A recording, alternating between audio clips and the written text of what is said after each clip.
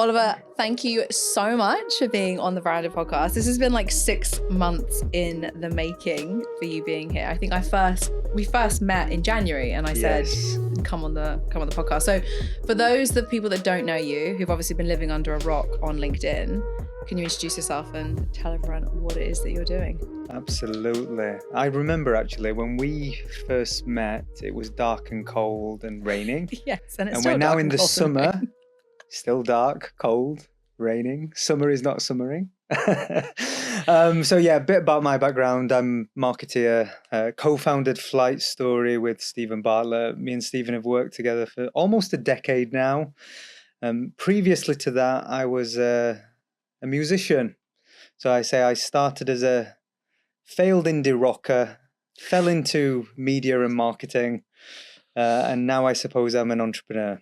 Still rocking? Still making music?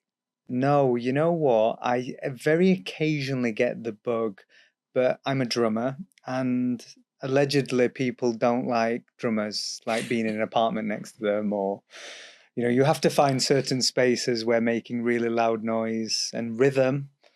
I don't know why, but people don't like it.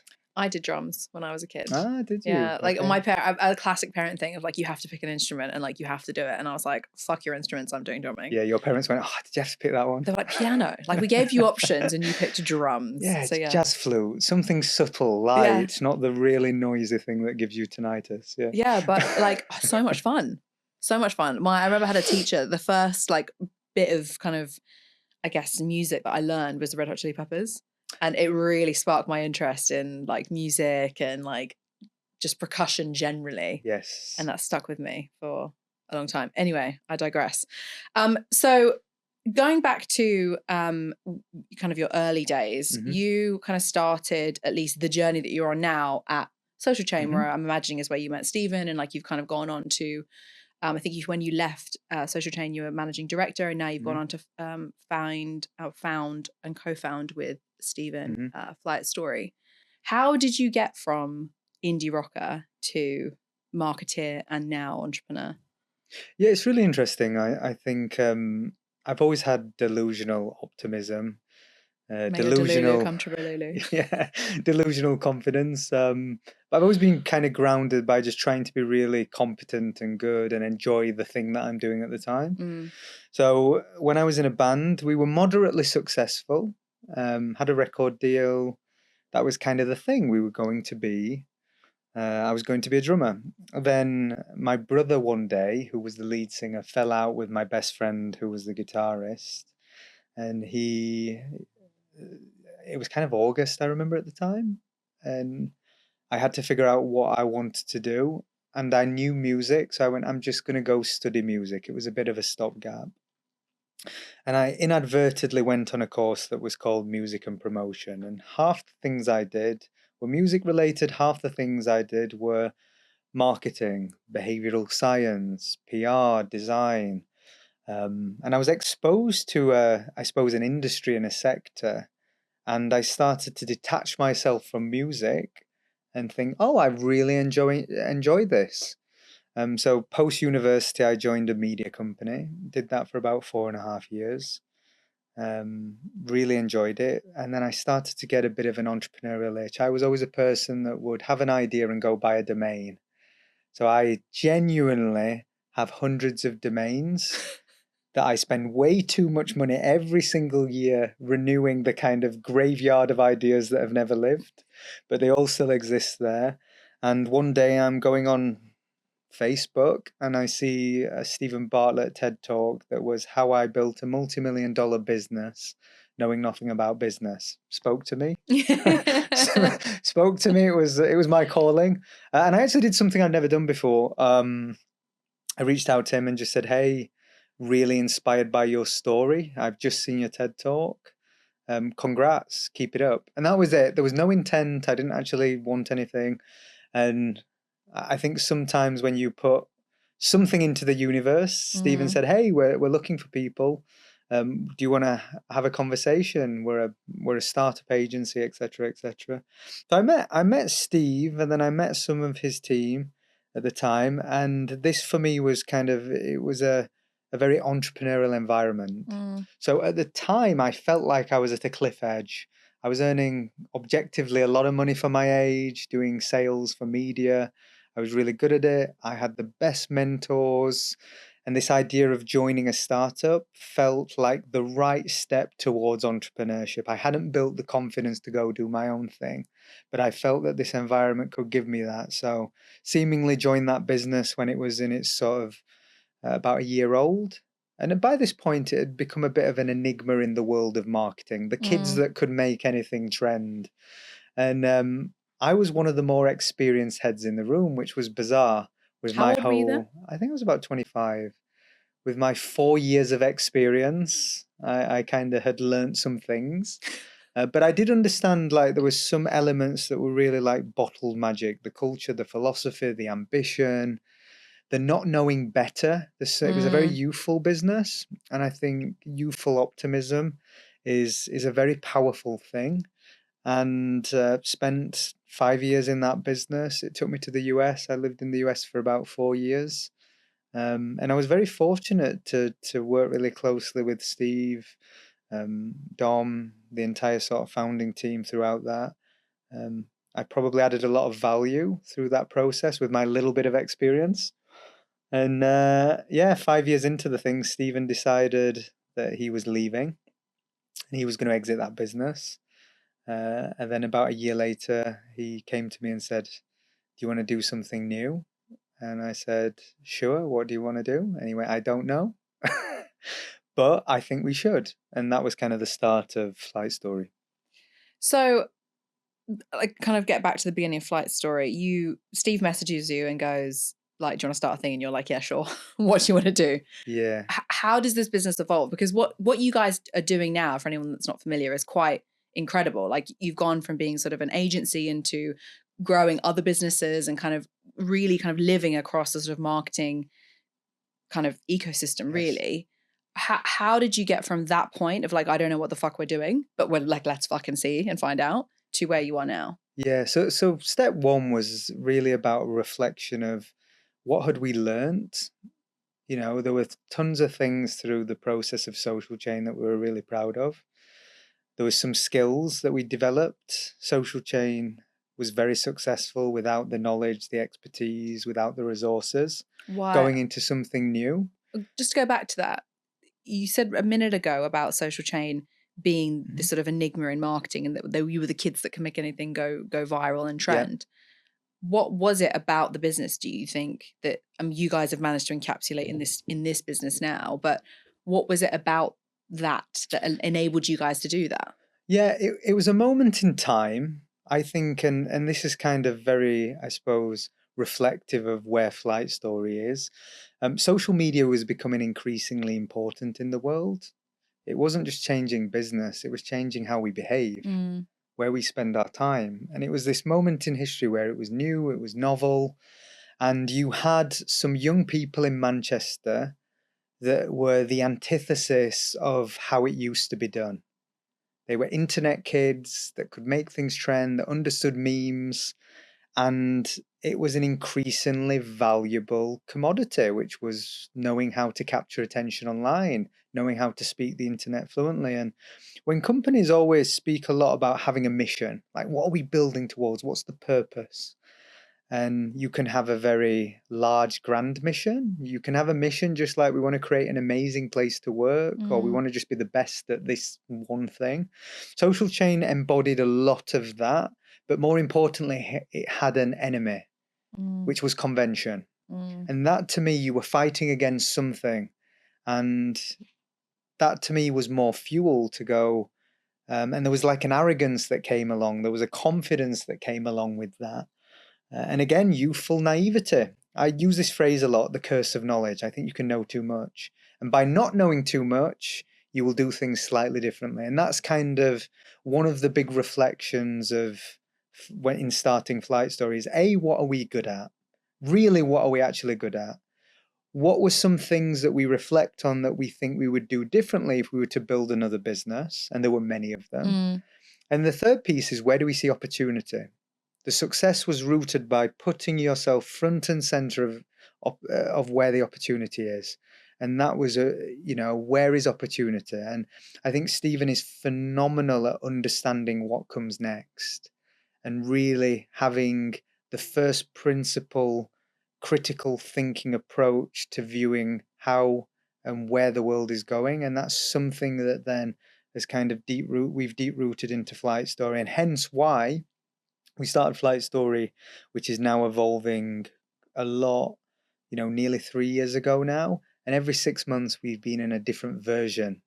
We started off with a very singular mandate of doing something differently. We then evolved that mandate into something else. We evolved it into something else. We then reiterated into something else.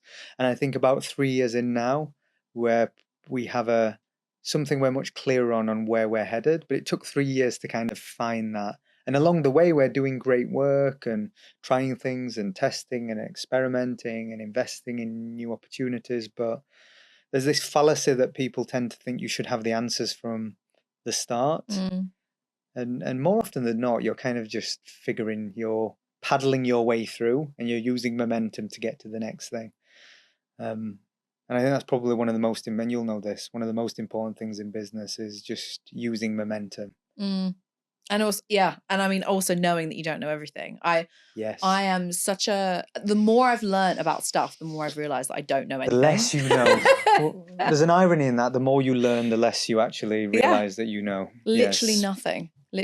But I am really grateful. I think I'm a huge believer in that. I've got loads of friends that have started businesses and never worked for anyone else. And like, Johnny Sitton, who was on the podcast a couple of weeks ago, is a great friend. He's an amazing guy and has never worked for anyone else. He's only ever worked for himself. And that's worked for him. He's built this huge business in my first years, and it's like the number 2, I think, baby brand in the UK, biggest personalization brand in Europe. However, I don't think I would be where I am today with clout had I not worked for someone else. And I said this in the book, which is coming out in September, about all the kind of key things that you need as a foundation to build a good business, like culture, cash flow, pipeline, all the basic shit I learned from my old CEO. And I don't think I would have had any of those skills had I not learned that through osmosis by just being in his presence. Do you think a huge part of Flight Stories, to be honest, I can say this because, I'm sitting the opposite side of the table to you, stratospheric growth over the last 3 years has been off the back of the fact that you guys learned how to do this. Like, you got paid to learn how to do this when you're a social chain. 100%. Yeah, I think it's something, it's always that reflection over time and go, I've evolved. And at each stage you're acquiring skills and knowledge. And I think that for me has always been a big part of the fuel. At each juncture, you're sort of resetting ambition. But yeah, probably, yeah.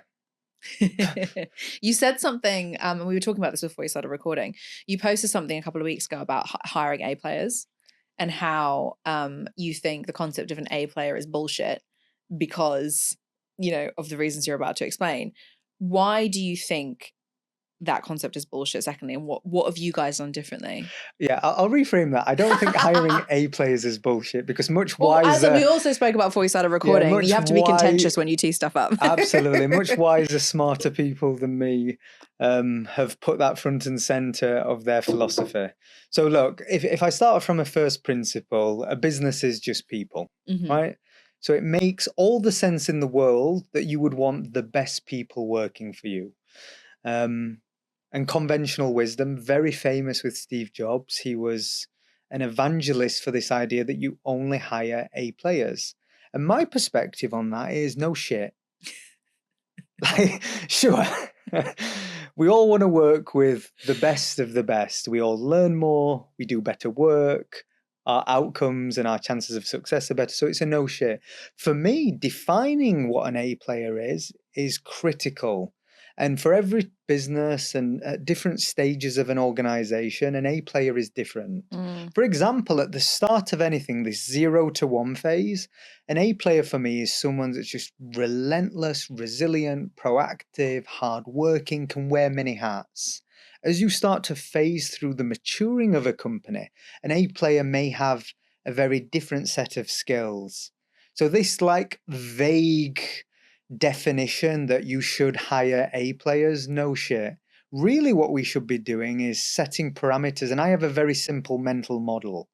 I say an A player is someone that either makes you money, saves you money, or does fucking both, right? Ideally. And the unicorns and the make you money is obvious. That's usually objective. That's the person that comes up with the idea that ends up being very sellable. That's the person that creates the best products. That's the person that's your top salesperson.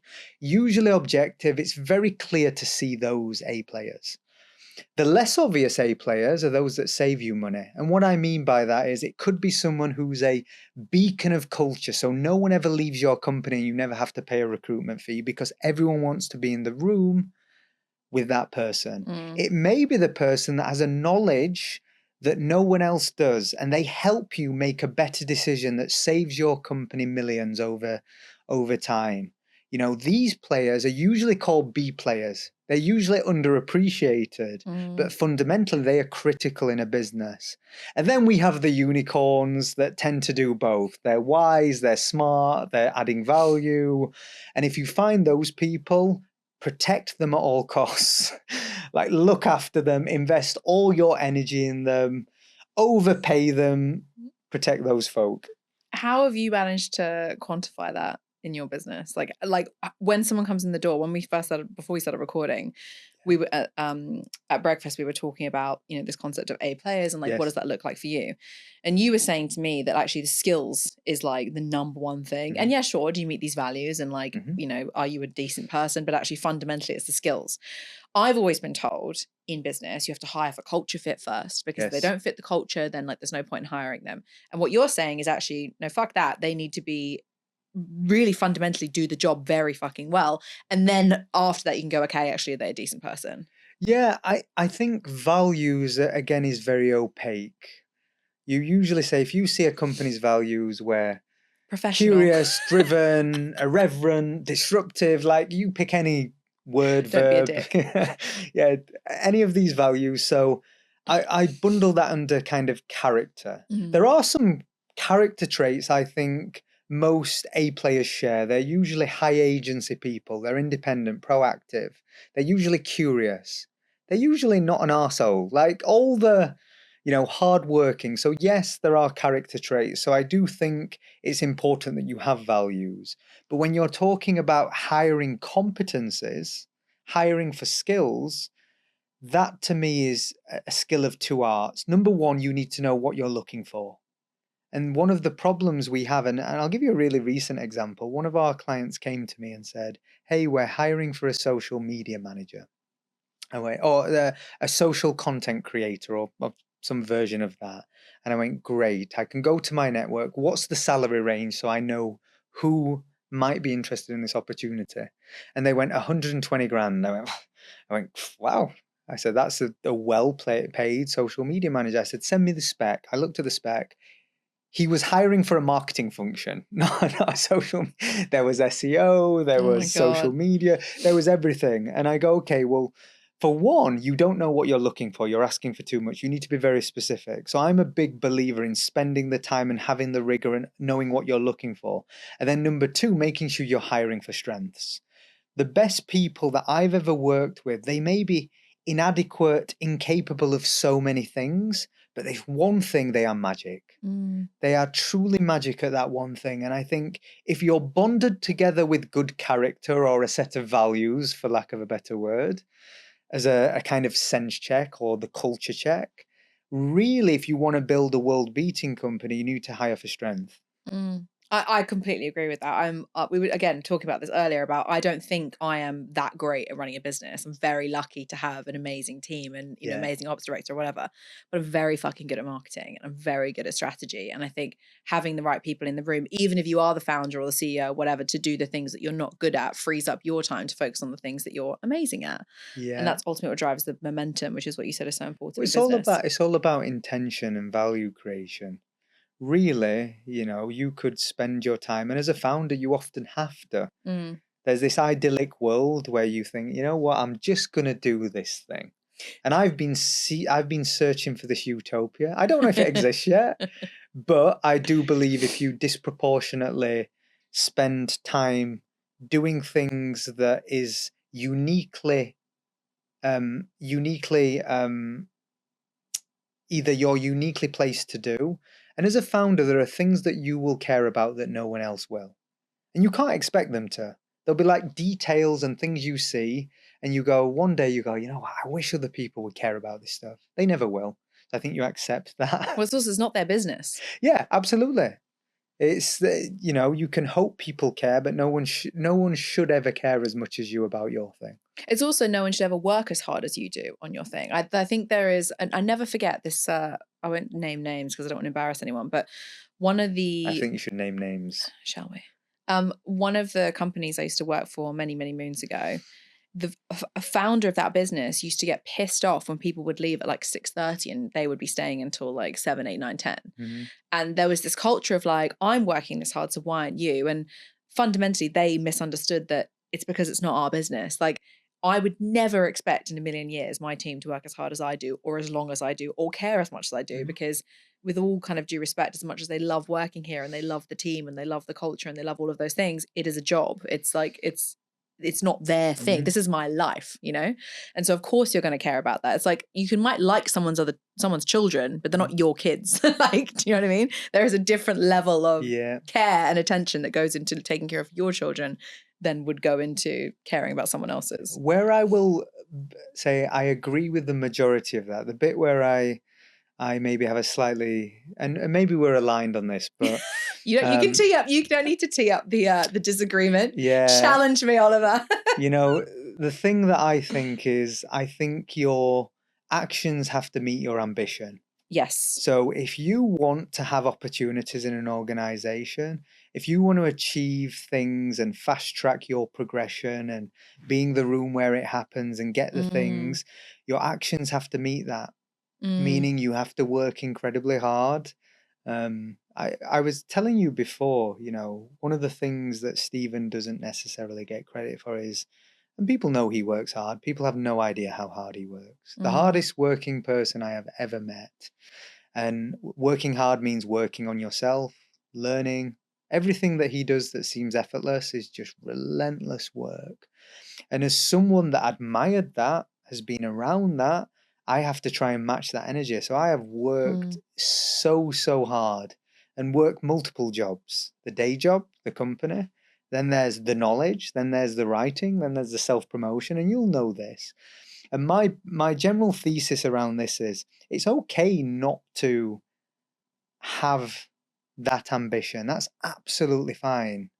It's great the world is built with different people, but too many people believe that they deserve something, and no one owes you anything. And for me, it's really empowering going, you know what, everything I achieve is generally in my control. And having that agency, I find that really liberating. But yeah, that's the only bit where I go, if you want what the founder has and you want to prove your value, you probably should do more than other people. I agree with that. And that's kind of where I am, right? Like I worked my ass off in the previous roles that I was in, and that's how I had the opportunity to start the business in the first place. And I do think there is a bit of I wonder whether it's not to challenge you necessarily, but I do wonder whether the environment that we live in society there is so many options now online of people being exposed to this, sign up for this Amazon course and you can make £100,000 a month. And I have this friend and they're doing this and they're an influencer and they get paid to travel and blah, blah, blah. There is a bit of kind of shiny object syndrome in that people might love what they're doing. They're good at what they do. And maybe they do have ambitions to, get that pay rise, get that promotion, get that seat at the table, get the equity, like whatever, start their own thing, like whatever that trajectory is that they envision for themselves. But then they have all of this outside noise around them going, yeah, but you could be doing this, or you could be doing this, or you could be doing this, you could be doing this. And one of the things that I've found in talking to, certainly younger people and a couple of people that I mentor is, but what do I focus on? Like, and I think it takes a really self-aware person and probably someone who's a bit longer in the tooth, like AKA 30 and above, or, whatever, to actually go, no, that's what I'm going to do, because I know that if I really hone my skills and become an expert in that, then I'm going to get the payoff in the end, as opposed to jumping ship every 6 months. Yeah, I have a lot of empathy for young people coming into the workforce or starting their career. You have these factors that are just you're consistently consuming the 1% of talent, beauty, wealth, and you just have this very skewed view of the world. You compound that with you haven't developed your own systems, or you're going through forming your identity and figuring out what you like and what you don't, and you're trying to navigate the world, and what you described, just so many choices. And I think that creates an immense pressure on a young mind. I think it creates an immense pressure on anyone's mind, never mind young people, but at least as you've gone through life, you start to, I suppose, become more self-aware. And that does take time. So yeah, I have a ton of empathy for young people going into that. But equally, two things can be true. You can go, it's very difficult today to navigate these waters, but it's equally the best time to be alive, whether that's opportunity, whether that's, the fact that we have all this intelligence at our fingertips, and we can build businesses at light speed. And now, someone who grew up in Barnsley, which is objectively like a low aspirational place, like I can now, someone in my position several years ago can go on social media and just see someone and have a view into a world that they never knew existed. I didn't have that, and I think that is a wonderful thing. So it's very easy to say, okay, there's all this pressure, there's all these difficulties. Yes, that's true, but there's also polarity. There's so many amazing opportunities for people. It's never been easier to win, I don't think. Yes. Ever. Like, even if you take, for example, education, you've got more power in your pocket, in your phone, than Bill Clinton had in the White House. Like, you have more 100%. access to knowledge than Bill Clinton did in the White House. And that is a mind-blowing thing, because that wasn't even that long ago. Like, genuinely wasn't that long ago. And I do think also university and like kind of the higher education piece, you used to have to pay, in many cases, especially in America, hundreds of thousands of dollars in order to obtain that information. You can now do it for free on YouTube. Yeah, and go one step further. My friend wrote a tweet and he said, you're 4 connections away from Jeff Bezos. That's wild. Just deep that for a second. You're literally like, that person that knows that person that's connected to Jeff. Yeah. Like, think how big, vast the world is, but equally how small. And that, to me, again, if you have the right mindset, I think is very empowering. I love that. Yeah, and it's one of the reasons why I love social media so much. Which brings me really nicely onto kind of what you guys do. We'll talk about self-promotion shortly, because I think that is a huge synergy between the two of us, but also a massive part of modern marketing is self-promotion and personal branding. You recently said that brands need to put more effort into measuring the most useful metrics, and that's not easy, but it's also easy to do. What did you mean by that? Like, what are the things that brands should be focusing on from a marketing perspective? Yeah, I tend to try and, when I want to understand a topic, I'm a big believer that you need context. So I speak a lot about zooming out. And if I look at the environment in which we communicate today, we've got a few things at play. We have this like normalization of scale. It feels normal to reach millions of people. That's not normal. There's nothing normal about that. It feels you have these skews in the world where your actions are usually dictated by feedback. But you have to remember, social media is by and large the silent majority. So you don't have all the answers. You base your actions based on a very kind of small percentage of the real feedback and the real perceptions that you have. And there's a philosophy, it's called the McNamara fallacy.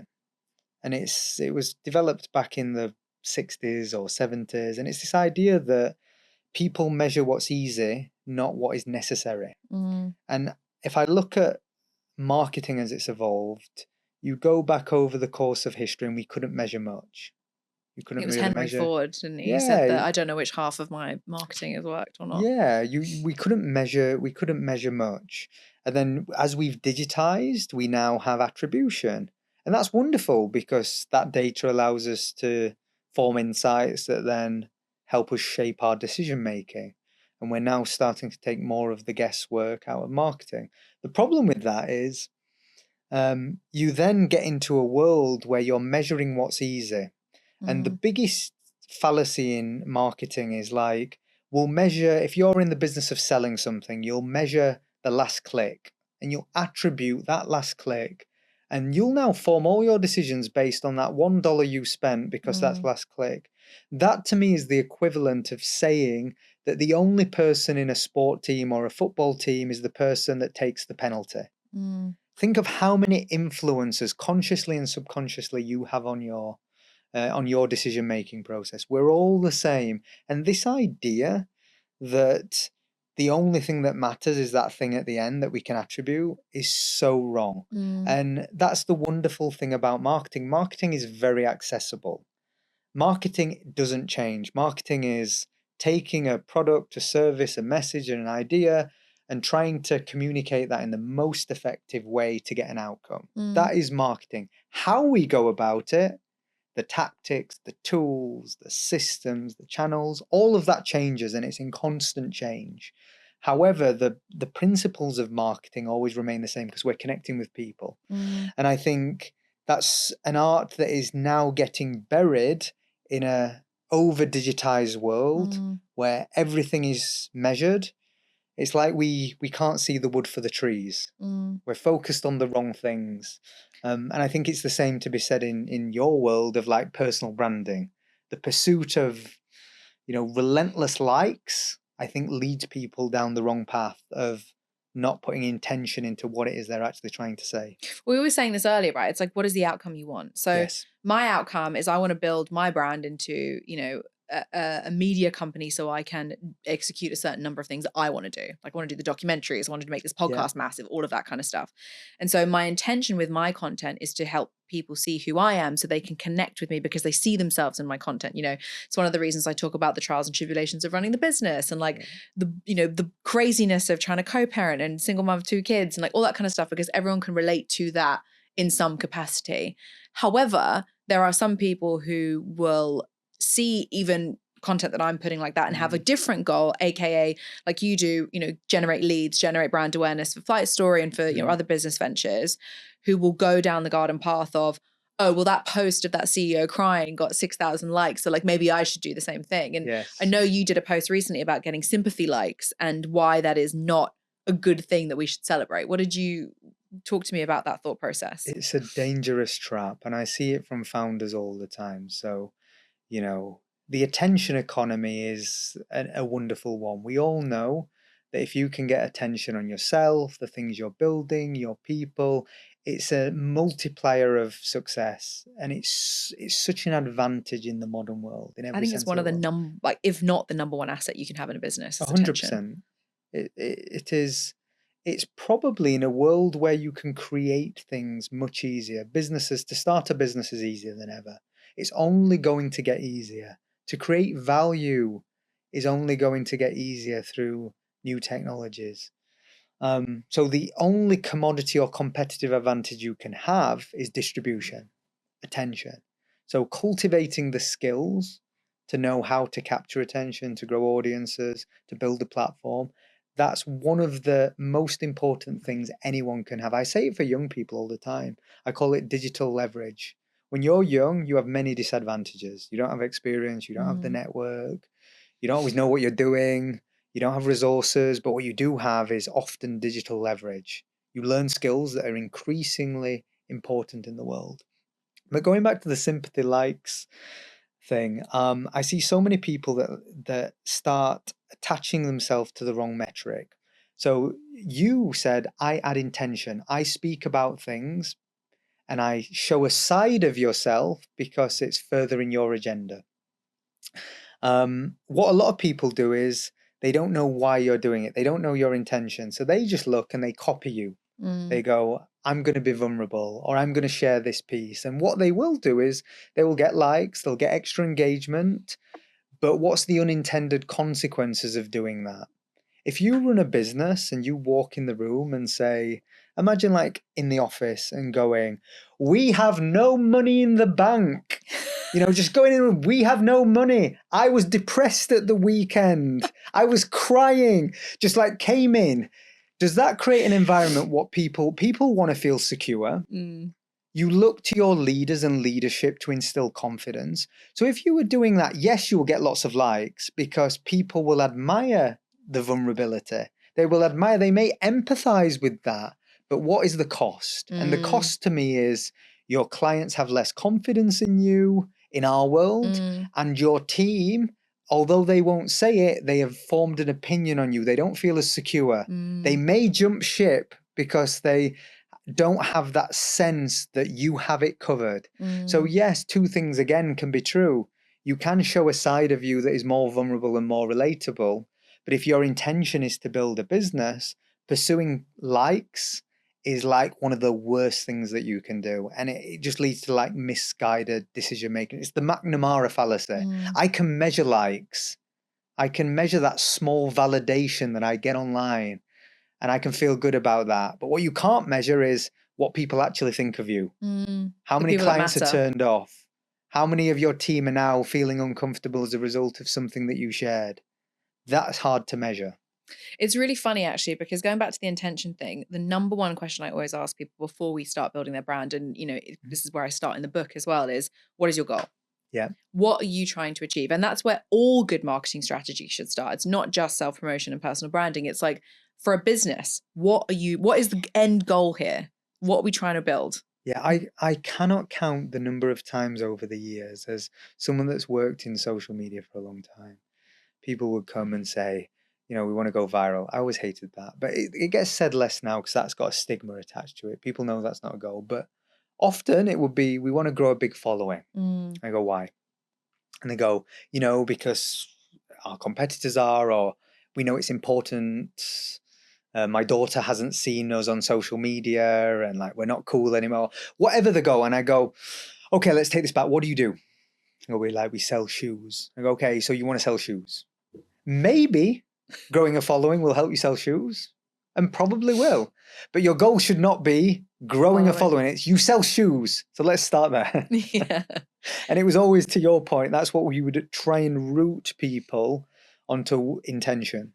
But it's the same with like even paid ads, right? Like, what is the goal? Like, you can't run paid ads with the only purpose to get eyeballs. Like, that might be part of your funnel, but the end result should be that people are acquiring what you're selling. Otherwise, what is the fucking point? And by the way, acquisition doesn't necessarily need to be that someone has changed hands over money. It could be that the acquisition for you is that someone has applied to work for you, or that they have subscribed to your YouTube, or like whatever it is. But there needs to be a goal at the end of that funnel that is an acquisition of some kind. 100%. If we just measured our investment, not just in capital but time, on personal brand, we would get a very skewed view of the return we got. Yes, we get more business leads and opportunities across our teams.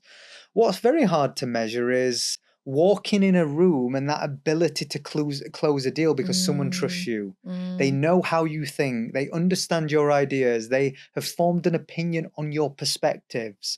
So lowering that friction and that ability to close a deal, that's hard to measure. How easy is it for your team when someone has another offer on the table that might pay them more money, but they really want to work with you or the culture or the people? That equally, again, is hard to measure. So again, in a world where we're always trying to get to absolutes and we're always trying to connect all the dots, there's so much nuance in marketing, in promotion, in everything that we do, that unless you zoom out and understand the full context, you generally won't make the best decisions. It's kind of like company culture a little bit. Like, it's hard to measure that, but you everything feel it. And nothing. You feel it. It's fugazi. It's this everything and nothing thing that everyone talks about. Yeah. It's top down and it's bottom up. It's every direction. It's the feeling, it's the sentiment, it's the quality of work, it's how you all think, it's groupthink, which is why you have to put so much, going back to the word intention, if you want to build a great culture, you have to just be intentional. And if you want to build a great brand, you have to be intentional too. Absolutely. I love that when people say, everyone conflates brand with like pictures and images and visuals. And my favorite definition of a brand is what Jeff Bezos, I believe, coined, which was the brand is the thing that people say about you when you're not in the room. Yeah. And there isn't a better articulation, or I haven't heard anyone distill down what a brand is. It's everything. It's everything you do. It's every post. It's every interaction. It's how you show up in the world. It's what you choose to show. It's what you don't. It's all of those things. I mean, I talk about this all the time. It's like how you greet the barista. Did you say thank you to the waiter that bought you that drink? Were you kind to that person who cut you up on the line in the tube? Like, all of these things form a brand perception, which is basically a nice word for reputation, right? Like, and reputation and personal brand are the same thing. Yeah. It's just one is generally more scalable than the other. Yeah, and it's like you don't always measure the negative costs. And when talks, I think it was Steve Jobs, his definition of a brand was trust. He likened brand to trust. And he said, every time we have a positive experience with our customers, it's putting a deposit in the bank account. High interest bank account, yeah. Every time we have a negative experience, where it's a withdrawal. And over time, that compounds. And I think there was a study that suggested, and it came out of Coca-Cola, that, and this is historic data, but it takes 7 years to build a brand, a reputation that has a measurable impact. A lot of people think they have a brand, they don't. Everybody has one, but too many people don't have one that is understood. And there's so much nuance to the art of what you do and what marketeers do. I think there's a really nice little side question there around, like, so how do you define that? Because you talk about a lot of AI, marketing, innovation. You know, there's a lot of topics that you discuss and are amazing at articulating. But like, how have you sort of crafted what your brand is in relation to the goal, which is to drive awareness to the business? So I made a conscious decision when I've spent almost 15 years supporting companies to communicate and figure out how to get attention or how to sell more things.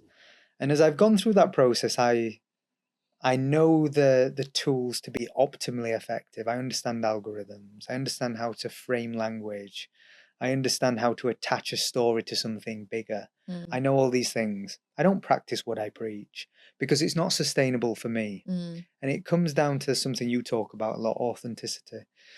The idea is for this to be sustainable, like I'm building the brand of Oliver for the rest of my life. And if I want this to be sustainable, I can't be so guarded that I speak on things that get me likes or the things that will only drive leads. So for that very reason, I talk about technology. I sometimes talk about building a business. I talk about marketing. I talk about creativity.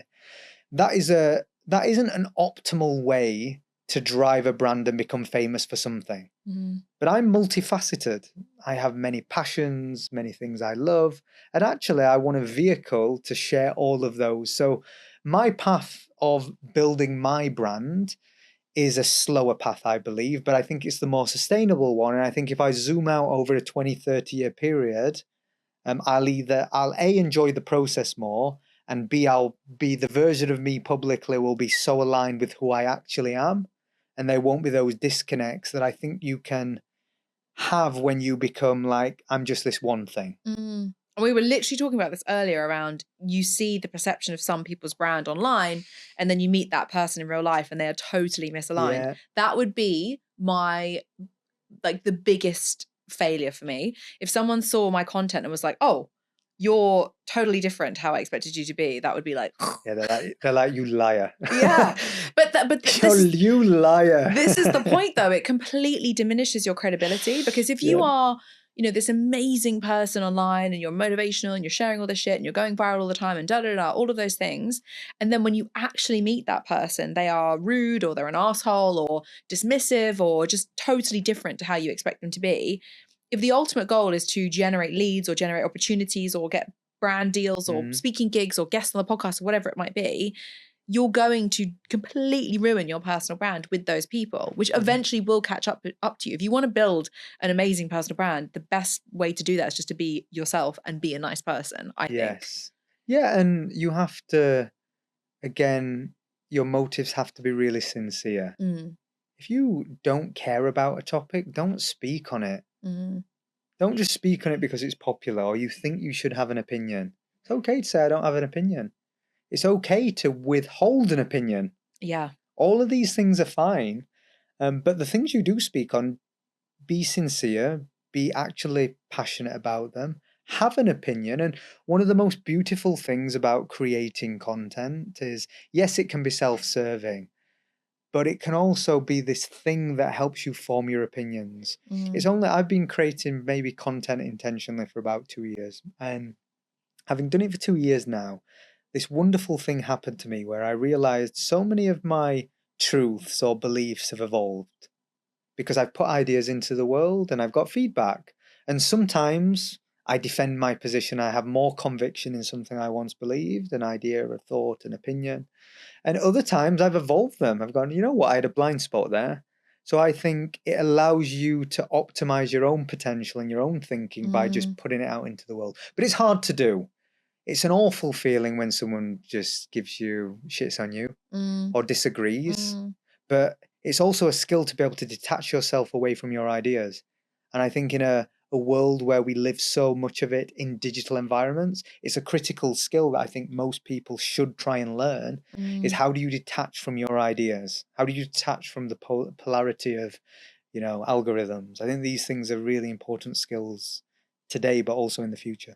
I completely agree with that. Sophie actually said this on the podcast a few weeks ago around not just with personal branding, but just social media and online generally, is you should emotionally detached from those ideas and thoughts and opinions, because they are just thoughts, ideas and opinions, which could be strong. Like, what is it? I have strong opinions, but loosely held. Like, you should be open to the idea that you could be wrong, or perhaps there's more information available, or whatever it might be. And I think the wonderful thing about social media is you have access to all of that. Like, so why would you want to limit your potential and your expansion of your knowledge by standing on a hill about something and arguing with someone that you're right and they're wrong, when you could just say, well, we could both be right, we could both be wrong. Yeah, and the problem is you attach your ideas, they're too closely aligned with your identity. And your self-worth. Yeah. And if someone attacks your identity, that's personal. difficult. It feels very personal. It often never is. And we have to recognize we don't know what we don't know. Perspective is a wonderful leveler. I did an exercise, you go on training programs. I used to go on training programs all the time in my media career. And probably the most insightful thing that I ever did was there was 10 people, and it was like elite sales training. They put us on a rooftop and they said they killed 3 people. It was horrendous. The 3 worst performers died. Bye. For the elite sales trainers. They weren't good enough. That we have the same sense of humor. They did not cut it. You didn't cut it. What they did is they went, here's a task. I want you all to describe what you see. And we're on a rooftop in Manchester, and Gavin, the trainer, went, describe what you see. And we all wrote it down. And it was fascinating, right? We were all stood in the same place looking at the same thing, and we all had a different perspective. Someone wrote industrial landscape. Someone wrote something very prescriptive. Someone was on psychedelics, because I don't know what they were looking at. But it was fascinating. It was one of those kind of eureka moments in my mind, going, in the world we have a perspective. We live in our own heads. We all live in our own heads. And that does so many things. It means we think everyone cares about the same things. They don't. We think everyone cares about us. They don't. No one cares about you. Everyone is living their own story. They're the hero in their own story. And when you deep that, you behave completely differently.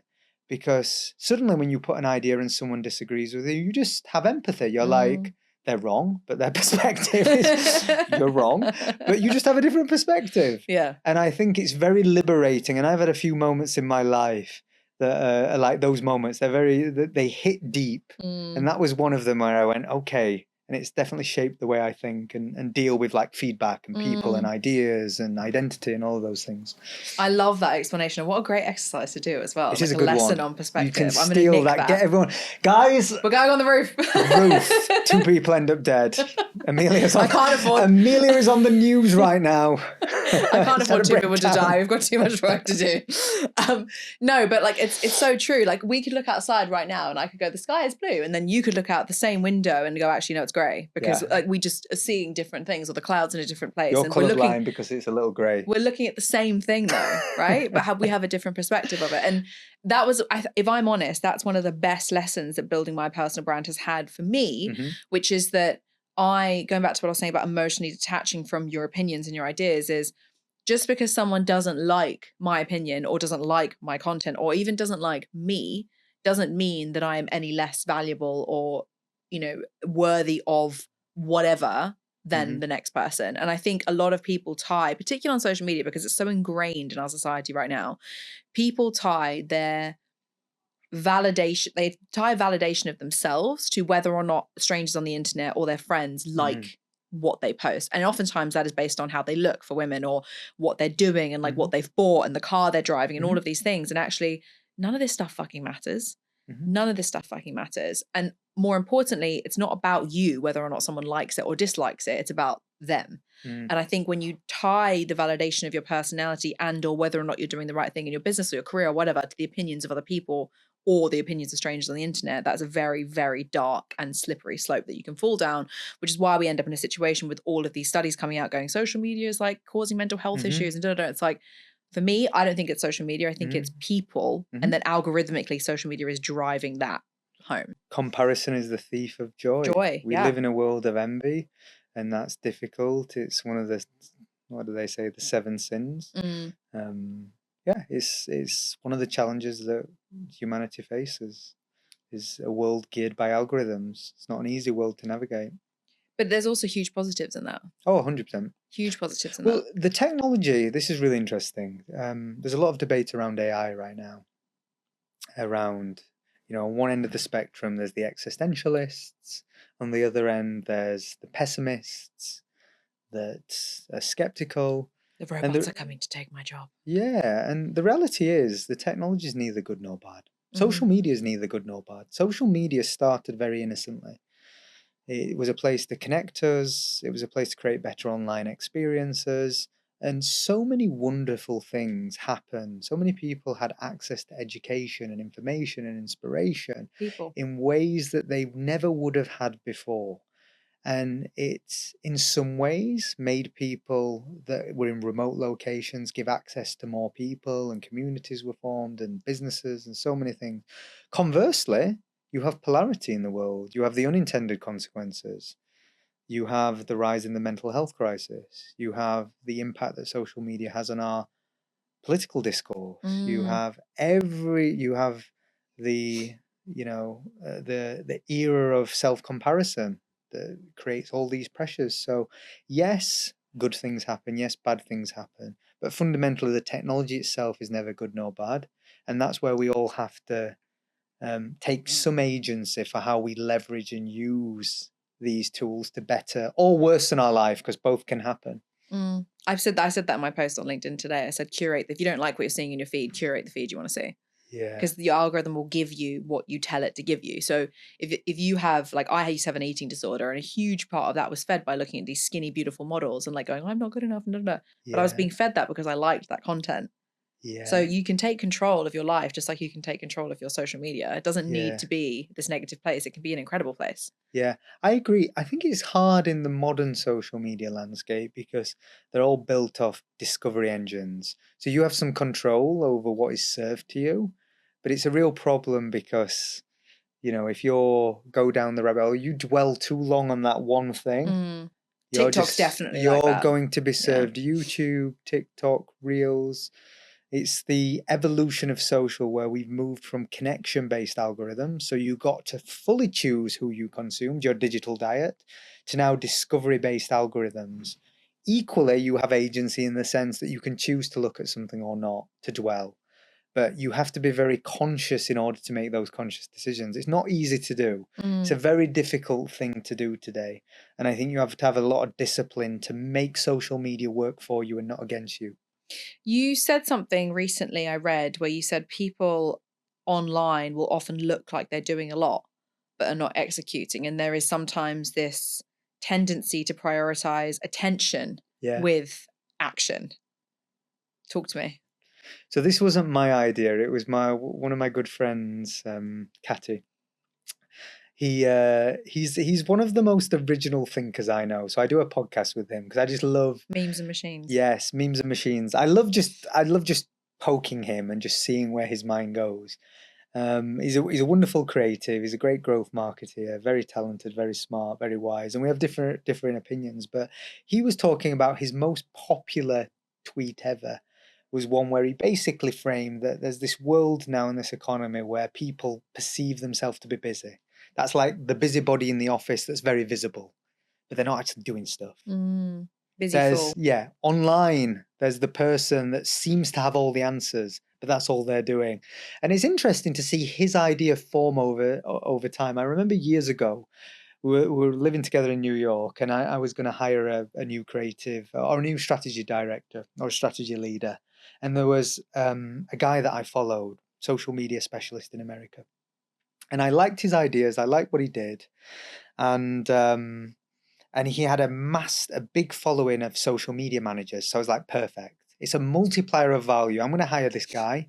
He's now on the market because he has this big social media. And if he's talking about what we do, Kate went, don't do it. He said to me, don't do it. He went, the guy does nothing but tweet all day. Like, he's not doing any work. He's only tweeting all day.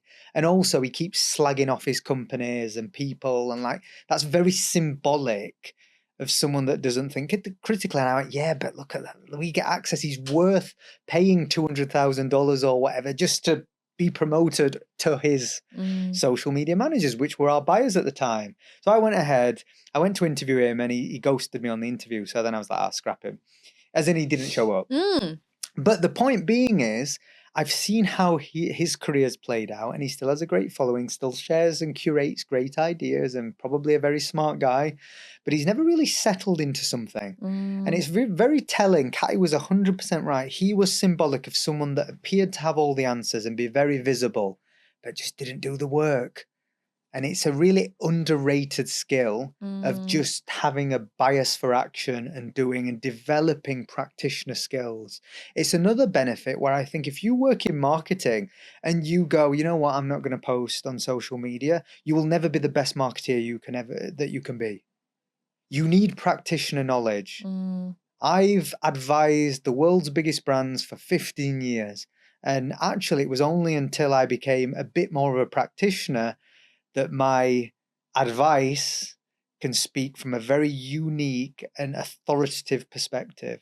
So as a marketeer, if you're not a practitioner, you're missing a trick. I think that is true of everything. Like I say to the guys here all the time, if you want to be a great personal brand, social media manager, copywriter, video producer, you need to be building your personal brand. Because how can a client, if you go to, this is a great example, a client will go, I'm not going to post that. And you go, no, but you need to. Why do I need to? How are you going to answer that question? I can answer that question because I've been building my personal brand for the last 5 years. And I can say, you need to post that because that's going to create resonance with that audience. It's going to lead you to that outcome. But unless you know that because you've done it, it doesn't carry any weight. Yeah. It carries no weight. It's the dilemma of, say, consulting. One of the people that you bring in very smart people that are well educated to give you counsel and advice on how to run your business. A, they've never run a business. B, they're not accountable. Doesn't mean their ideas and their perspective isn't valid, but I think if you truly want to be exceptional, yes, you learn the knowledge, the skills, the expertise, the context, you get the formal training, but there is nothing like layering in practitioner knowledge. Nothing will substitute for that. So yeah, if you really want to be a thought leader, like, you have to know your stuff. How many people now speak as AI experts, but have no understanding whatsoever. And I think that's a problem in personal brand, chasing the shiny new toy. Well, personal branding is a good example of that. How many experts in personal branding do you see? I don't even call myself an expert. I'm still learning. I'm still learning. There's humility in that. It's like the expert should make you feel uncomfortable. When someone 100%. Says you're an expert, I know, I'm like, or like when people go, like business thing where they go, oh my God, you're such a success. I'm like, no, definitely not. That's a good thing. You should always maintain that humility. You have to have that. The minute you lose that, I think you're starting to smell your own. Well, you get into this habit. It's very easy to fall into. I was saying this to you before we started recording. I fell into that trap last year. Everyone's telling you you're smashing it, you're doing well, you're going like, in personal branding perspective, going viral, blah, blah, blah. It's so easy to fall down this track of like, I've nailed it. And as soon as you fall into that trap, life goes, I'm going to humble you. You cannot be complacent. Ever. But equally, you probably should give yourself more credit sometimes. I think you should, but don't become complacent. It was Yeah. funny. One of my favorite, where you see leaked emails. Yeah. My There was favorite kind of content. yeah. Leaked emails, the inside track. There was a famous email that went out, and it was when Apple first achieved $1 trillion valuation. They'd just become the number one tech company in the world. They'd overtaken Microsoft for the first time, and Steve Jobs wrote an email, said, "Everybody should be proud. We've collectively built this thing. However, complacency is our enemy. Get back to work." And it was like there was a beautiful wisdom in that. Imagine the mindset of, we have just achieved in the last 20 years building this thing that we're in. We are number one in the world. We have done something. We have built one of the greatest organizations humanity has ever seen. And his message to the people is, we're not going to get complacent. And I love that. Yeah. I love that. Savage. That's so Steve Jobs, isn't it? Yeah. So on brand. You've got to respect it, though. I go, you savage. I love it. Memes and machines. Let me get back to that quickly before we move on to AI, because I really want to talk about that, because that's actually kind of how we met. You were talking about AI at the Now Business Show Live. You obviously have this podcast with your friend. What are some of the first of all, why did you start it? Why a podcast, and why not just post content like every other founder on LinkedIn? Yeah, so number one, I'll be very honest, as the organization of Flight Story had grown, I found myself in administrative wormholes, meaning I would spend a lot more time doing less of the thing that gives me fuel and fulfills me. And for me to be the best marketing leader I can be, I need to be in the weeds. The Gary Vee adage of be in the clouds and be in the weeds. I have to be in the weeds. And I found myself very much in the clouds, very much being an operator and not fueling my marketing skills. And you have to work at it. Practitioner. I wasn't fueling my practitioner skills. So I also made a conscious decision that I wanted to start something that I would do for the next 10 years and it not feel like work, which meant a few things. So I set some principles. My motivation was, A, how do I keep myself sharp in marketing? So I need to speak to a marketeer to fuel that. So one of my favorite colleagues, ex-colleagues and friends, I thought, great. Number two, I wanted to lower the barrier. I didn't want it to feel like work. So we show up every week and we keep it lo-fi. We don't have guests, and that's intentional. If you want to grow an audience, you need guests because you have to audience hijack. You need to bring and migrate the social graphs that they have built across. So my motive wasn't growth, but it was to create content and be able to share ideas that then fuels my channels, primarily LinkedIn. So I did three things. One, I wanted to have an interesting conversation with a friend every week and have that as guarded space. Two, I needed a format that didn't feel like work and something I could just show up every week and lower every friction that stops people doing stuff, myself included, because, we're all busy. We all have a million other priorities. And if something isn't mandated, you won't make do excuses. it. Yeah. You make excuses. And then three was a forum, then long form, to now give me content. The interesting thing is, as I've gone through this process where we've done it for 36 episodes, we've shown up every week for the last, and it's really interesting. I enjoy it just as much as I did day one. I found all this value in me being able to crystallize my ideas through expressing them. It's all well and good having an idea in your mind, but until you either crystallize it through written form or you verbalize it, and the amount of times where I've shared a clip and I've seen what's resonated, and that feedback has then fueled, oh, well, this is a thought that I can own, that's interesting, that connects with people. And then you introduce that into your toolkit. And that's really helped me in business. It's helped me in marketing. It's helped me in speaking. I've just found all this value from starting a podcast. But my intention wasn't to grow a podcast. My motives were very different. Unintentionally, if I look back in 10 years and I stick at this thing with my friend, we'll probably have a legit podcast. That's the truth. But that wasn't my goal. I don't think that should ever be anyone's goal with podcasting. No. It goes back to what I was saying about personal branding earlier. What's the intention? The intention shouldn't be to grow an audience. The intention should be something else. My intention with this podcast was basically an excuse to speak to really fucking cool people and create content off the back of it. Because if you called up, if I'd approached you 2 years ago and said, hey, can I grab you for a coffee? You would have probably been like, no. But if I say, hey, I've got this really cool podcast where we talk about marketing and I would love, you would add so much value to my audience and I would love to hear from you. You're much more likely to say yes. And so that's why I started the podcast. And it's evolved from there to be this cornerstone of where all of my content comes from. Yeah. So I chop up micro pieces of video content that go on all of my video channels. I then transcribe little snippets and then put that onto LinkedIn. And it's kind of become the catalyst of all of my other personal branding activities, which means that I don't actually spend a huge amount of time on creating content. I just document what I'm doing and then that gets chopped up. And you found the system to serve multiple needs, wants and desires. You get the fuel from having the conversation. You get access to people that you want to speak to. It's fun. It's fun. And you meet your content needs to fuel the broader business. Yeah, I'm the biggest believer. I think the minute you go into something with the wrong motives, it's just a race to the bottom, and it'll never be sustainable. It'll never be sustainable. If I said to you, Amelia, you could do this for the rest of your life in some capacity, you go, fucking great. I'd love to. It's great. We literally said this earlier. Yeah, I was like, that's what I want to do. I just want to talk to people for the rest of my life and get paid to do it. Yeah, what a wonderful way to live your life. So yeah, I'm here for it. So what impact do you think, the podcast and building your brand and also the attention that various others in your various businesses have built personal brands, what impact does that have on the business? Like tangibly, would you say? Probably, I'd say 3 things. Undoubtedly, we generate leads and interests.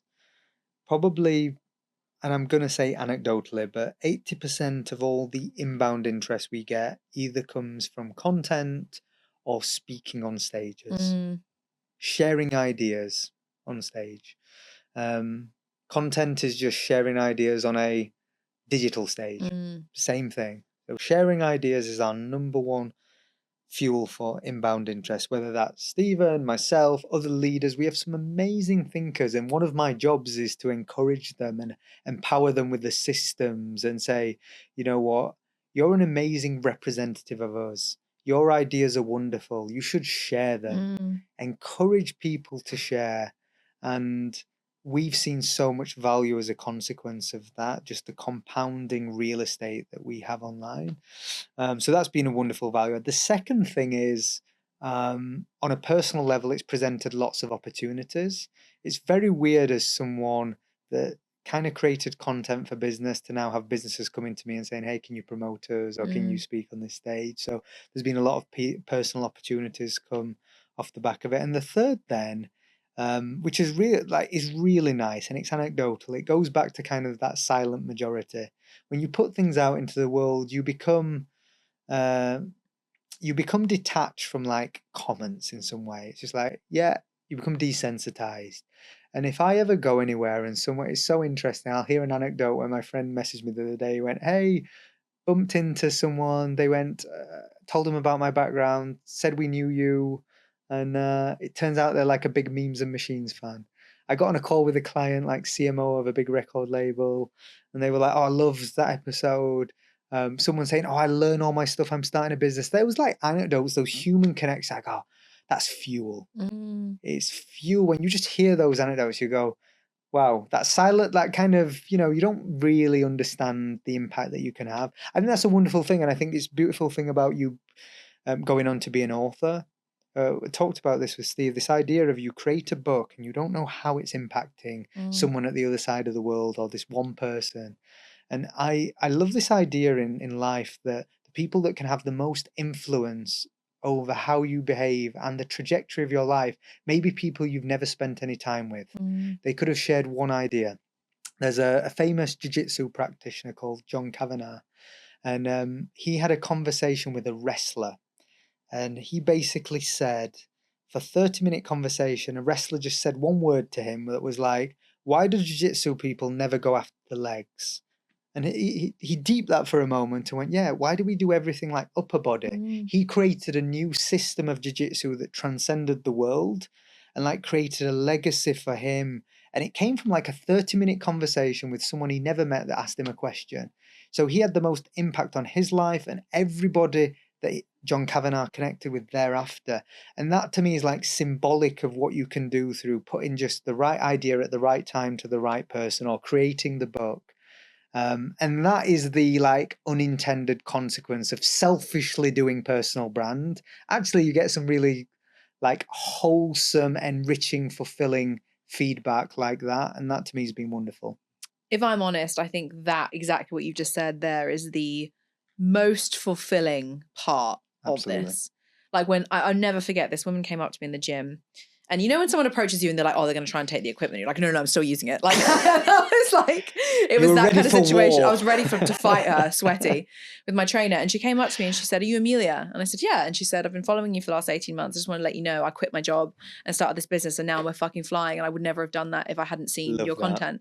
And I genuinely wanted to cry. Like it was the most, for her, it was just like, thank you, bye. And then she was off. And I was just like, it meant so much to you. So much to me, because you know, when I first started doing this, I had no intention of growing a business. I literally just wanted to get paid doing something I love. And I wanted people to understand the power of self-promotion and what that can mean for your life. Like I left an unhappy marriage, quit my job, started a business, like have, you know, tangibly have managed to own my own home and own my own car and take my kids on holidays and all of those things that people measure success on. But most importantly, changed my life, my perspective, my confidence. I've never had a better relationship with self as a result of all of this. And to think that even just one person has had a similar outcome to me based off me sharing my journey is like, it makes me feel emotional now. Like it's like the most fulfilling thing you could ever do. It goes back to that, when you put things onto the internet and millions of people see it, you go, yeah, that's cool, but you don't feel it. And it's like that one person, it becomes a statistic. So everything you're doing that you quantify, that guides a lot of your decisions, is a statistic. Going back to what we were saying earlier about measurement. Yeah, right? it's a statistic. But that person that goes, you changed my life, or you helped me, you go, boom, I feel good. And yes, I started this in some respects for selfish desires, wants, needs, and that's okay. But the consequences, you're helping people, fuel. I love that. So you have said, well, you've posted a lot about AI. It's one of your specialties. It's how we met. You talking about AI. You've also posted recently, and if I quote this correctly, around there is a genuine fear of people thinking that AI is going to take over creative and marketing roles. And there was a pretty controversial iPad campaign suggested this was going to happen. I don't know if you've seen it. What are your thoughts on that? And kind of secondary question to that is, how can people future-proof their roles to make sure that they're not replaced with AI? AI will replace many things we do in marketing. Which is not a bad thing. Yeah, it's undoubtedly. But if you look over the course of history through any revolution, many jobs get created, and most of all, jobs evolve. The things I do as a marketeer will probably be very different. The things my colleagues will do in 10 years' time will be very different. The responsibility of a marketeer will remain the same. The bit that I'm encouraged with for the ad industry is, I think, all the skills you need for the future, meaning when in a world where human ingenuity and intelligence and automations, we have those things in abundance and technical barriers get removed. When we have all of this happening and evolving in front of us, the skills that really matter are communication skills. The skills that really matter are the emotional intelligence, deeply innately human skills. The skills that matter are critical thinking, knowing how to put intention into your work, getting comfortable with new tools, new opportunities, new systems. And if you think of the marketing industry that has gone through so much change, the industry is filled with people that are great thinkers, that understand change, that are comfortable in change, that know how to use technology to augment and help them be better. So I think of all the industries, the marketing industry is one that is one of the best placed to adapt to a new world order, which undoubtedly in my mind, it goes back to your earlier point around the more you learn, the more I've learned about AI, the more I go, my mind is blown. The less I know, about how I think things should be done. And I have in my mind, I've crystallized the next 3 years. Thereafter, it's a black hole to me. Really, it's like a black hole. I go, I see 3 years ahead. Thereafter, God knows. What do you think is going to be the biggest things that is adopted in marketing in the kind of creative space? So I think we will create two worlds. We are moving into an era of hyper personalization. You believe now we've maybe hit peak content, where there's content overload and saturation, and everyone's creating, from individuals, brands, companies, organizations. Everyone's creating. There's just so much content in the world. What we're going to move into a world is generated content in real time based on your unique wants, needs, and desires. Hyper personalization. So we're already at a version of this where your digital diet and your feed is different to mine. Go a step further, where things are not just being curated that are relevant for you, pulling from the many things that exist on the internet, but instead now are created in real time. Whether that's the film that you watch that is like layering in that unique perspective that you have from your childhood just to make the story hit harder or make you feel more. It's like that Black Mirror when you could choose the ending. Yeah. If you saw that, well, you had episode. Bandersnatch, which it was choice. So we go into a world in products and services and marketing where I believe we will have hyper personalization for the next 5 years, leveraging generative technologies. Conversely, I think you have this other arena, which is we need things that bond us together. The water cooler talk. And that's like the John Lewis ad at Christmas that all makes us feel something and we have the same experience. The movie that we talk about, the series that we see. The human condition. The human condition. We need the things that bond us. So I see two worlds. Hyper-personalization that is optimized and heavily technology-driven. And then the human art, creative content, stories, the things that bond us that we all share. And that's the marketing landscape as I see it. I think underpinning that, although the art of possible is going to just continue to evolve at such a pace, I also think organizations and people move slowly. One of my favorite he's not even a thought leader on AI, just one of the greatest minds ever, Warren Buffett. He talked about AI and went, you know what? AI may change everything apart from one thing, people. We will not change. BA will still be a shitty app and a shitty experience and the worst car crash of an airline that isn't cheap and isn't, it's just a car crash of an airline because it's BA. Not because they're not capable of doing better. Yeah. That's my point. I have a bugbear with BA just because I think these are not my opinions, so please don't sue the podcast. I shouldn't say that. I think actually Stephen's sponsored by BA, so we probably should go You're not, though. He's a spokesperson for... make sure this is not a clip. You can keep it in the long form. But... No, but I so think you're right. And I think people's behaviour is so hard to change. And even if you look back in the history of how you get people's attention, I think it boils down to one thing, which is human psychology. You sell people lifestyles, you sell people dreams, or you sell people painkillers from a marketing perspective. And it doesn't matter whether you're leveraging AI to do that or not, you still need to find those three things. And so for me, I think the competitive advantage that individuals who are working within creative industries, marketing, ads, etc., will give themselves is their ability to be able to understand those three things, because those three things are very difficult to measure on data alone. Like, it's the why does that single mom want to buy that particular product? Why has that, you said earlier about picking the ending to Bandersnatch. Why did you pick that ending? We know you picked it, but why did you pick it?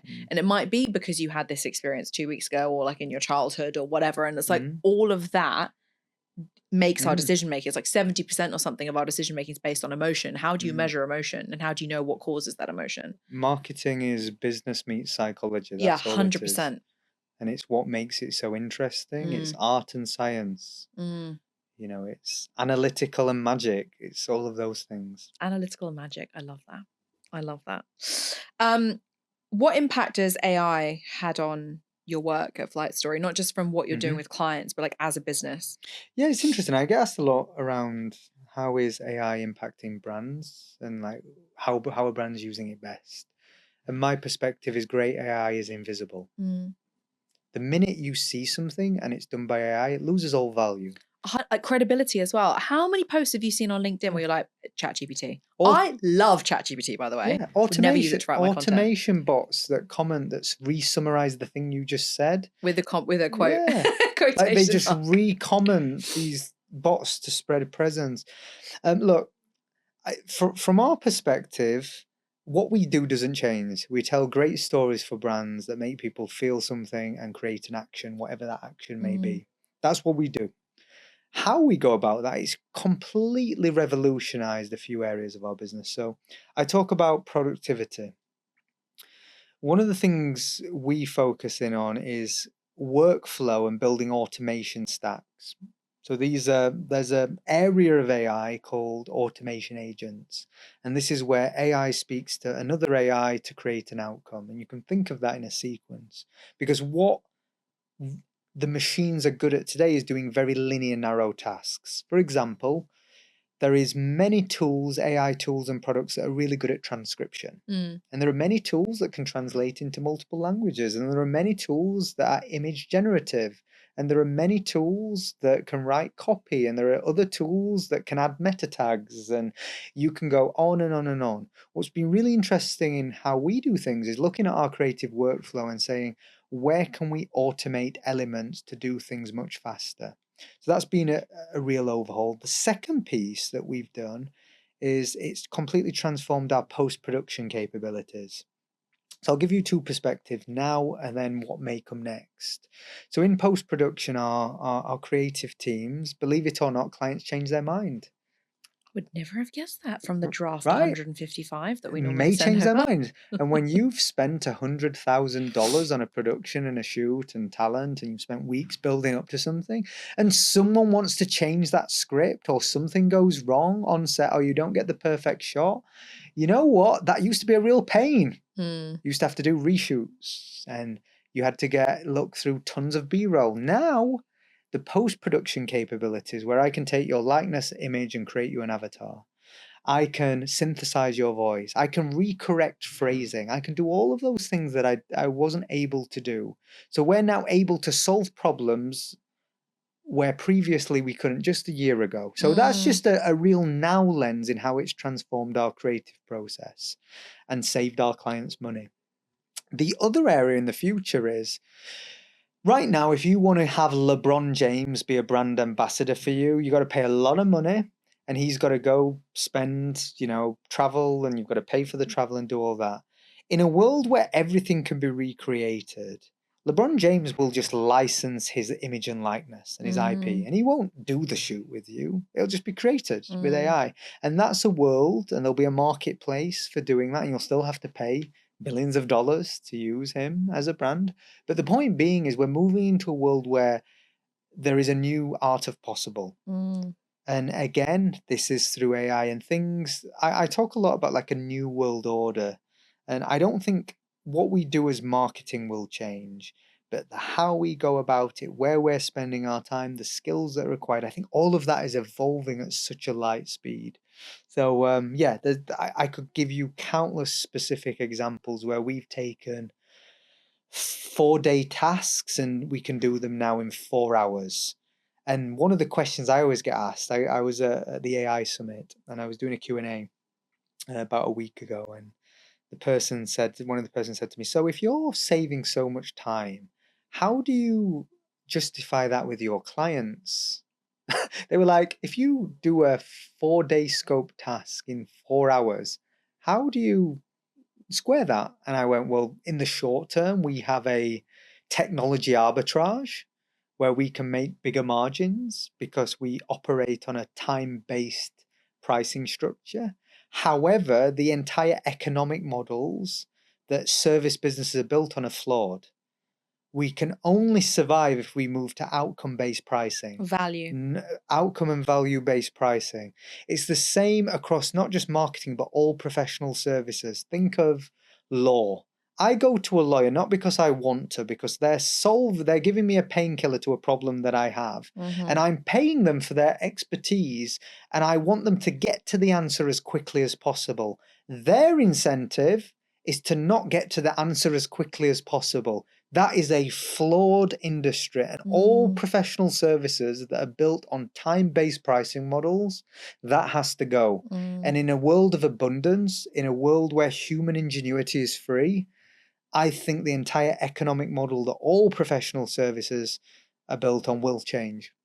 I love that. And it's so true. As someone who's recently gone through a divorce and got a very large lawyer's bill, I can confirm that they have no incentive to make it go quickly. You're like 30 minutes. You've got 30 minutes to do this. They will and also they charge 30 you minutes. like £10 for a minute. Yeah, or something mental. Our lawyers, two things happen, and I'll tell you this funny anecdote. So they get on the call, and our head lawyer, he has a habit of like spending 15 minutes at the start, like chat. And I don't like to be rude, but I'm sometimes just, boom.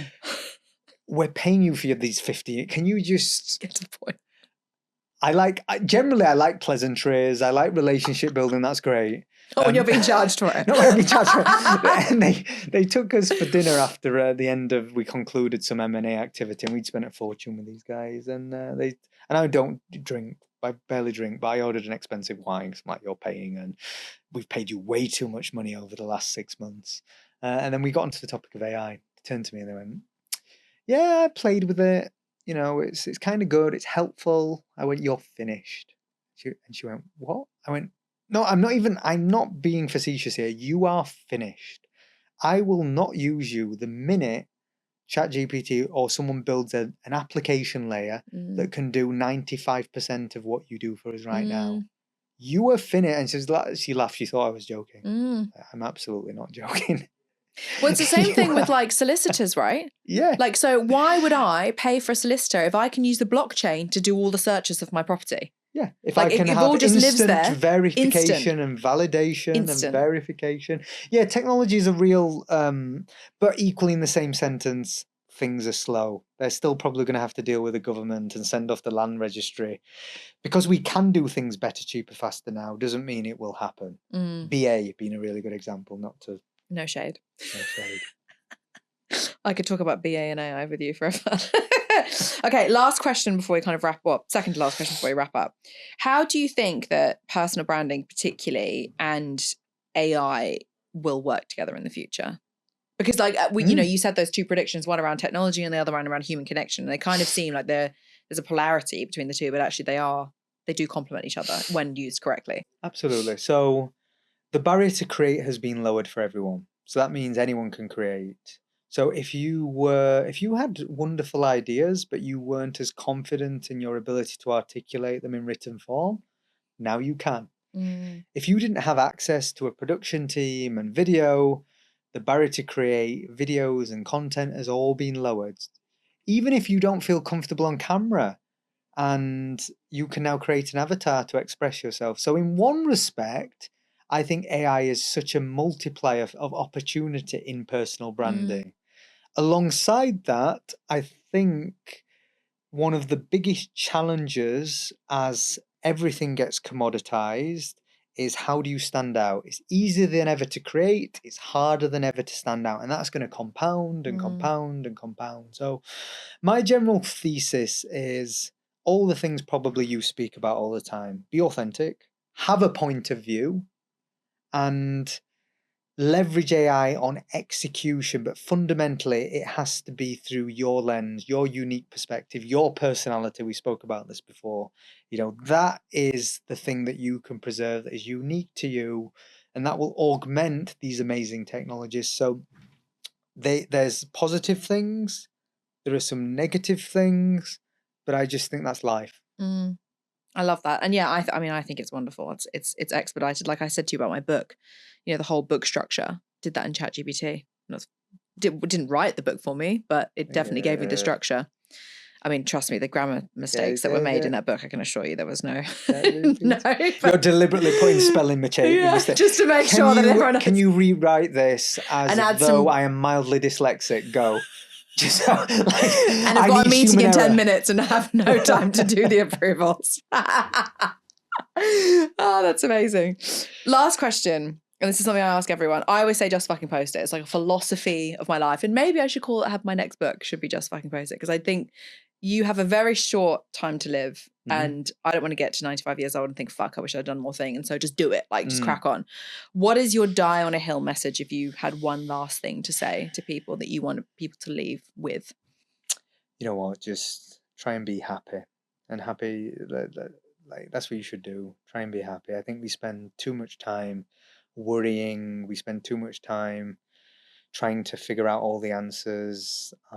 Be happy. I'm not really into self-help, but Tony Robbins, being the guru, he was recounting a story. I think the story is bullshit, by the way, as most self-help gurus, but the wisdom is still the wisdom. And he said he was on holiday and he heard a guy talking and he was just like the happiest guy who was around him. And I went up to him and said, you know what? Why are you so happy? And the guy turned around and said to him well, you know, some people there's one person in the world that's like happy every day. There's someone that's the happiest person on the planet. If you've got 7 billion people, one of those people is the happiest person. And he just thought, why can't I be that guy? And that was a mindset. Absolute bullshit story. That never happened, Tony Robbins. But the wisdom is 100% there. So I just think be happy. It's like I always say, there's no such thing as a bad day. It's just a bad outlook. Yeah, just try and be happy. I love that. And what a lovely place to end that podcast episode. Oliver, thank you so much for coming on the Branded Podcast. It's been a long time coming. And I could keep talking for half an hour. But thank you so much for being here. Pleasure. And congrats on everything you're doing. You're very sweet. Thank you. Thank you for listening to this episode. I absolutely love doing these podcasts. And I would be able to reach a hell of a lot more people if you like and subscribe. So thank you to all of you who have already liked and subscribed. And if you haven't, please subscribe and leave us a 5-star review so we can reach more people.